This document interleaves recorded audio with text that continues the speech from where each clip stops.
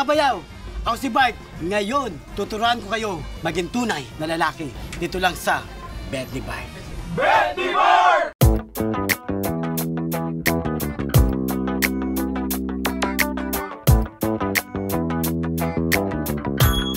Tol, hanap kita ng short ha. Ito ha. Di ba ang ganda? Ang short na to, bet ko. Una, maganda ang tela. Presko, nakakahinga. At para sa mga bayaw, nakaka-attract to eh. Kaya kung itong susutin nyo, mga bayaw, bet kita. Bet ni Bart! Ano pa mangkin? Ano ba sa isang paa mo?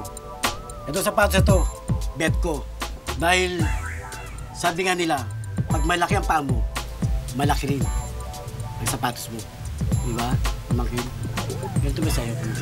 Sakatin mo nga ito. Sakatin mo. Bet ni Bart! Wow! Ganda to ah. Itong blouse na to, bet ko. Pag sinuto sigurado ng hipag ko eh. Maglalaway dito ang bayaw ko. Ganda, di ba?